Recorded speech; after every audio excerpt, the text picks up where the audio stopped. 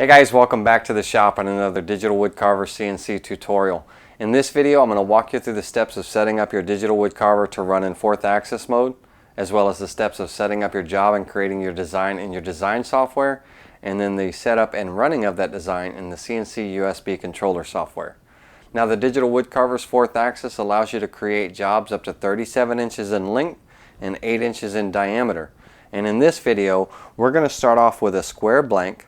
We're going to turn that blank round, and then we're going to create a design on that round using the wrap mode.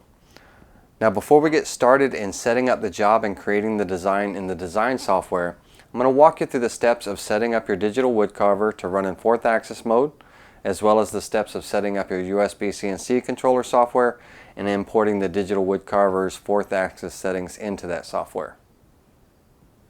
To set up the Digital Wood Carver for 4th axis mode, you'll need a 9/16" wrench or a crescent wrench. There are 3 nuts located on the router's mounting plate of the Digital Wood Carver, 1 on the right side of the router and 2 on the left side of the router. Now, you just want to loosen these nuts, no need to remove them, but before you loosen them, make sure you're securely holding the router mounting plate to keep it from pivoting. As you loosen the right side nut, you may need to loosen the bolt on the back so the bolt will slide back and forth and the hook will detach. Go ahead and pivot the router 90 degrees so that the top mounting plate hook sits firmly on the bolt, and then retighten all 3 nuts.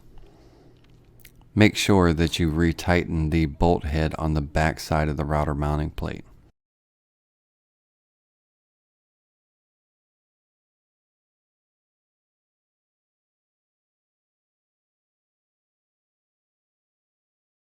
Now that the router is pivoted 90 degrees, you're ready to run in 4th axis mode. When operating the USB CNC controller software in normal mill mode, you should have this wood grain background showing. This is an identifier that you are in normal mill mode. To set up the USB CNC controller software for 4th axis mode, first we need to import the Digital Wood Carver's 4th axis settings file. So we'll need to go to the File menu, Import Settings, and we will be importing the DWC 4th side or Wrap New Z settings file. Once the file has imported, you will exit out of the CNC USB controller program and restart it. It will open with the new settings installed. You should have a gray slate background showing. This is the identifier that you are running in 4th axis mode. Let's take a look at some of the control panel differences you may notice when operating in 4th axis mode. When in 4th axis mode, you will notice that the normal XY axis toggle switch has now changed to XZ, and the Z axis toggle switch has changed to the A axis, and your A axis toggle switch has changed to the Y axis. This coincides with the axis changes on the CNC itself. The X axis will remain the same, running the length of the table. Your Y-axis is now changed to the rotation of the 4th axis because we will be wrapping the Y values around the 4th axis. And your Z-axis is the side-to-side direction of the CNC because the 4th axis is mounted on the side of the CNC table, and our Z is referenced to the depth we will be cutting into our cylinder stock. And finally, the A-axis has now become your up and down motion, which is normally the Z-axis when operating in normal milling mode. We will review this more when we set up our stock and prepare for running our job.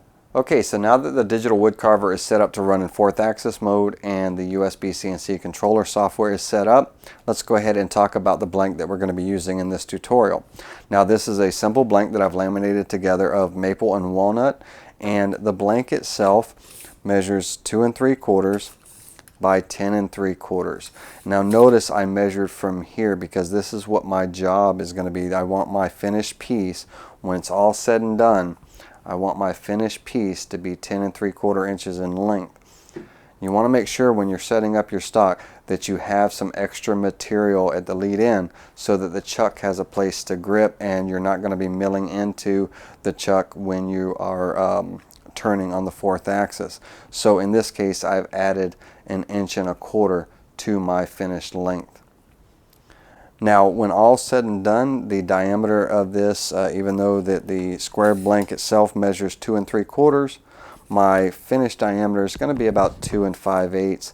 We'll get the exact measurement and everything when we get into the design side of it all.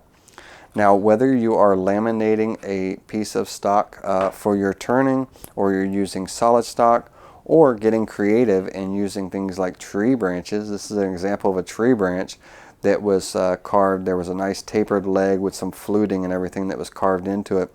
You always want to make sure that you have some extra length in that stock for that chuck. Okay, so let's talk a little bit about our cutters and router bits that we're going to be using in this sample. Now, to bring the stock from square to round, we're going to rough it using a variety. You have a choice of a variety of end mills that you can use for bringing your stock from square to round and truing it up. One example would be using a bowl cutter. This is a 60-degree V-bit with a flat bottom on it. You can use ball nose end mills, straight end mills, and of course the diameters will vary, depending on the end mill that you're using. And for the finish work, when all is said and done, for our sign and everything that we're going to be carving in the design, we're going to be using a 60-degree V-bit cutter to do our artwork. Now, in this example, I'm going to actually be using the 60-degree V cutter with flat bottom to bring my stock from square to round. So when you're setting up your job, and depending on the cutter that you're going to use to bring your stock from square to round, we'll talk about it more in just a moment, but you want to set up your steps so that your step overs will equal to about 1/4 or half the diameter of the cutter that you're using. This way you'll get a nice clean finish. And if, as an example, if I was using this bowl cutter here, this is a 1-inch bowl cutter, I would probably step over about 1/4 or half the diameter of this bowl cutter so I get a nice clean finish. Same thing with the ball nose end mill, straight end mill. And in my case, in this example that we're going to be doing, I am just looking at the flat of this V-bit cutter, and the flat is about 1/8 of an inch. So my step overs are actually going to be half of that measurement. So I'm going to be stepping over 1/16 of an inch each time to get the optimal finish on this with using this cutter for the roughing. So now that we have the dimensions recorded of our stock, and we know which cutters we're going to be using for the job, and in this case, again, it's this is a 60-degree V-bit cutter with a flat on the tip of it, and the flat is about 1/8 inch wide. And then for the finish work, just a 60-degree V-bit cutter. Once we have our cutters picked out, our stock measurements recorded, now we can go ahead and jump into setting up the layout of our job and the design. Alright, let's take a look at the layout and design of our project in the design software. Step 1, determining the size of your project. In this example, we will be creating a cylinder that is 2 3/4 inches in diameter and 10 3/4 inches in length. The design software we'll be working in today is Vectrix VCarve Pro. These steps will apply to any job no matter what design software you're using. As we create a new project, the first thing we need to do is set up our job and define our job size, our material thickness, and the X and Y axis datum position. And in this example, we will be working in inches for the units. The value of our width, which runs along the X axis and represents our cylinder's overall length, will be 10 3/4 inches. For the height, we will need to determine the circumference of our cylinder. In this example, our cylinder will be 2 3/4 inches in diameter, so for us to figure out the circumference, we need to multiply the diameter by pi. This will give us the circumference of our cylinder. Let's take a look at an example as well as a calculation spreadsheet we have created to help you with your setup. This spreadsheet is available as a free download at the Digital Wood Carver website on our store page. The link to the download is also down in the description of this video. Before we get into the spreadsheet, let's take a moment to view an illustration to better understand the process of wrapping a design. Wrapping simply means our design will be created in a flat plane and then wrapped around the circumference of the cylinder. So if we were to unwrap the cylinder, you can get a visual of this process.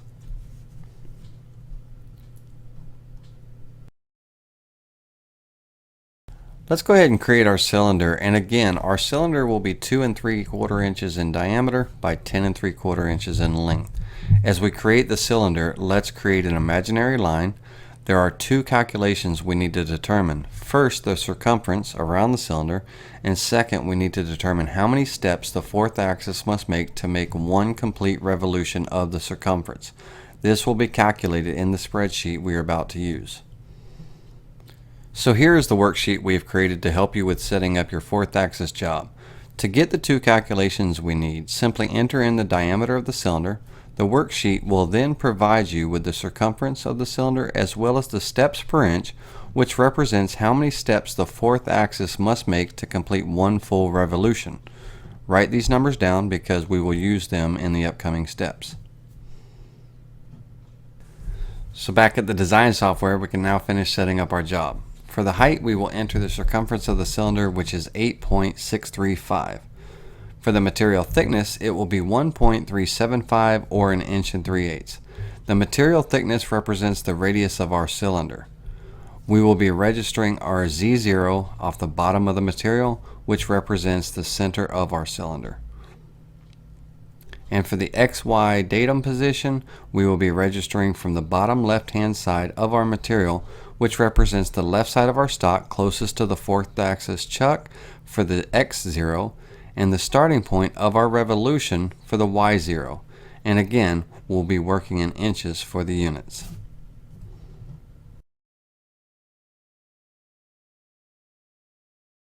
Now, if you're using Vectrix VCarve Pro or Aspire software, there's a built-in gadget for creating a wrap job.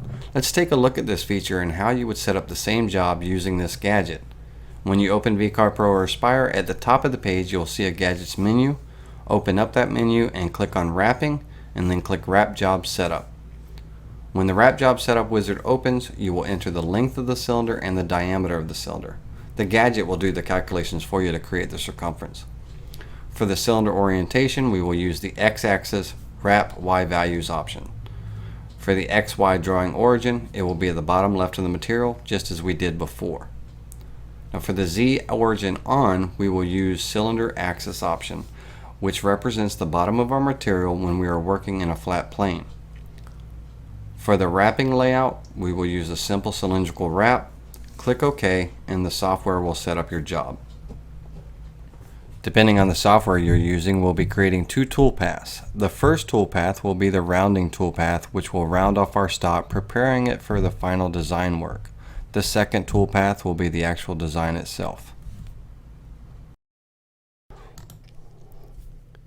If you are using VCarve Pro or Aspire software and using the Wrap gadget, simply click on the Gadgets menu, Wrapping, and then Create Rounding Toolpath.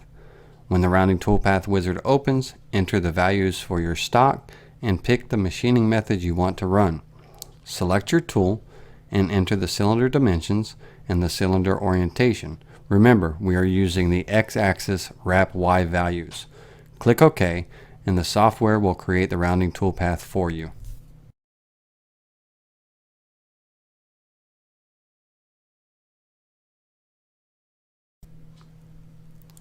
If you are using a different type of design software such as Bobcat, you can create the rounding toolpath using the facing feature.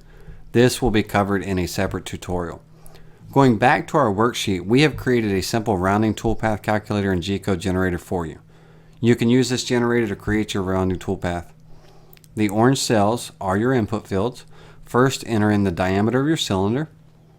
Next, enter the step over distance multiplier you wish to use. This multiplier will be based on your cutter and your cutter's diameter. For optimal results, you want to use a multiplier that represents 1/4 or half of your cutter's diameter. In this example, our multiplier is 16, representing 1/16 step over per inch. Next, enter in the length of your cylinder. And finally, enter in the cutting feed rate. This feed rate will vary depending on the amount of material being removed, and it's recommended to use 100 or less. For the feed rate in this sample, we will use the feed rate of 90. Once all the values have been entered, a rounding toolpath G-code will be generated for you. Simply copy the G-code and paste it into a text editor such as Windows Notebook and save the file using the .tap file extension. This file will then be imported into your USB CNC controller software when you're ready to run the job. An important note about the generator: this G-code generator is only to be used when working in the 4th axis mode. Attempting to use it in any other mode will result in damage to your CNC. Now that we have our rounding toolpath G-code file, we can finalize the job by creating our finished design. In this example, we will be creating a simple V-carve design using text, and we will also be importing a PNG photo, tracing the photo to create a vector, and then creating our final toolpath. So we'll start by opening a text box and entering in our text. Next, we will import a PNG file for tracing. When tracing a bitmap file, you have two choices for the trace: black and white or color. Since this is a colored image, we will use color. Once you have a good trace of your image, we'll use the default corner fit, noise, and fading. Click preview, and if it looks good, hit apply. We can now close out of this feature and move over to our toolpath tab to create our toolpaths.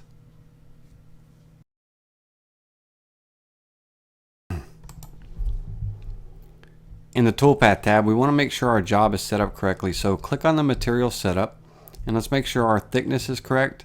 Again, this represents the radius of our cylinder. Our Z0 is the bottom of the stock, which represents the center of our cylinder, and our XY datum position is correct. Our model position in the material should be 0, and our rapid Z gaps above material should be at least 0.2 or greater. Our home position will be X0, Y0, and Z home should be greater than the thickness of your material. Click OK.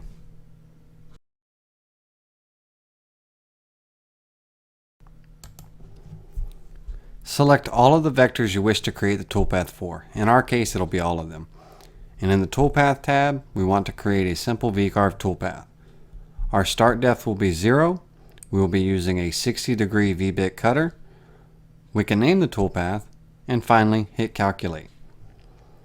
Once the toolpath is calculated, we want to close out of the V-carve option and open the Save Toolpath option. When using the Vectric software, we want to make sure that our post-processor is the G-code inch.tap. Check the toolpath we want to save and click Save. With the final toolpath created, we are now ready to run the job. Alright, we're coming to the end of this tutorial. The only thing left to do is run the job. Now, if you haven't done so already, on the tail end of your stock, go ahead and mark and identify the center. This will help you with lining up the live center on the Digital Wood Carver with the tail end of your stock. Load your stock into the chuck and secure it. I'm just going to secure it finger tight right now, and then bring in your tailstock.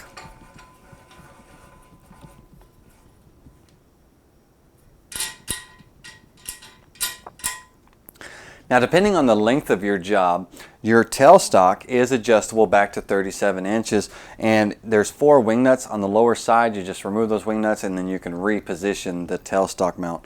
And now that I've got the tailstock in, I'm going to go ahead and finally secure my chuck and lock it in tight.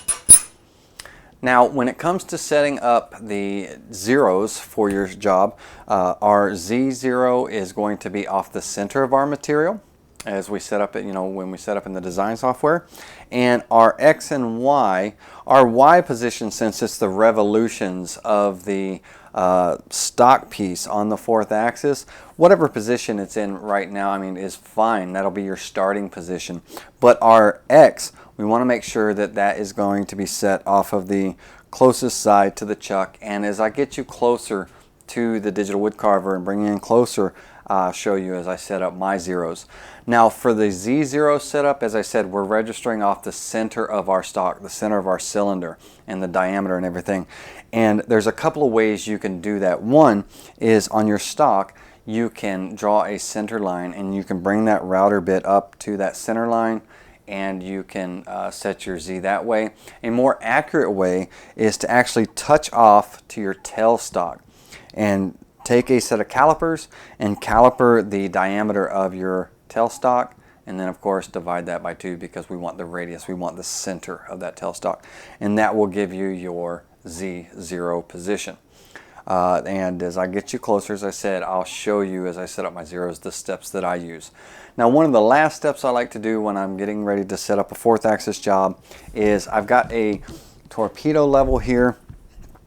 I usually set it on my stock and make sure that my stock is position level. If it's not, then you want to adjust your tailstock up or down. There's some adjustment bolts and everything to make sure that when that live centers in your stock, that it's keeping it centered and level. Now, another way is to take your router bit and run it along the edge of your stock and make sure that you're tracking properly. All right, so let's get a little bit closer. Let's go ahead and set our zeros. We'll load our first toolpath, which is our rounding toolpath that we created in our G-code generator that I showed you earlier. And we'll get the rounding done. And then from there, we'll import our second G-code, which is our final G-code, the design G-code, and we will run our final job. But before we do any of this, we need to open our CNC USB controller software. We need to go into the settings file, and we need to input that number that we generated off of our worksheet into that settings file for the steps per inch. Let's do that now.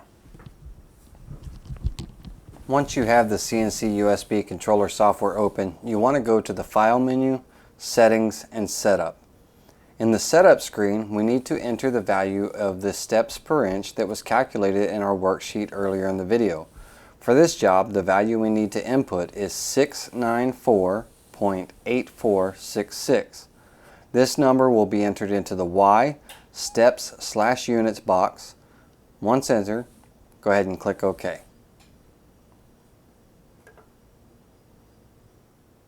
To zero out the Z-axis, I will be touching the tool off to the side of the tailstock. From there, I need to offset that zero position to half the diameter of the tailstock, which will represent the center of my cylinder. This is done in 2 steps. First, I touch off the side of my tailstock and zero out the Z-axis in the controller software. Then I will position the router down the table so that it's clear to move in towards the center of my stock. In the lower right hand corner of the software, there is a code entry box. In this box, I will enter the following code: G01 space Z space -0.865, which is the radius of my tailstock. Once I hit enter, the router will move to that position, and I can then re-zero out my Z-axis, and this will be my job's Z0 position.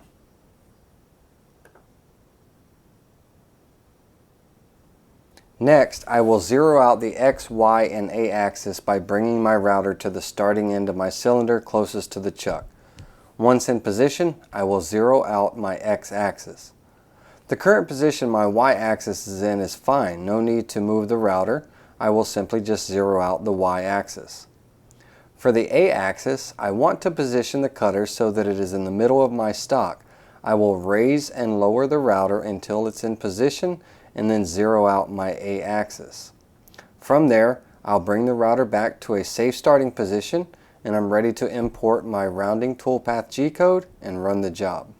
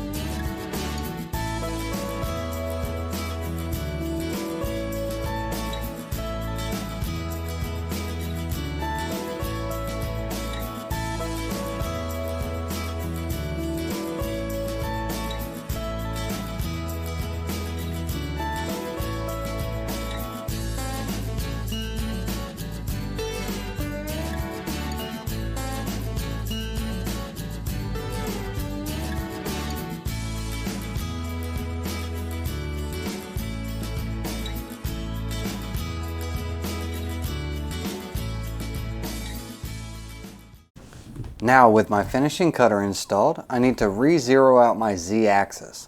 The X, Y, and A axis will remain the same. Using the same method as before, I will touch off my Z cutter to the tailstock, zero out my Z axis, and then offset that zero by repeating the code I used before.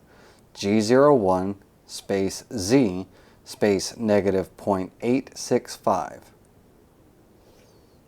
Once I hit enter, the router will move into that position, and then I will re-zero out my Z axis.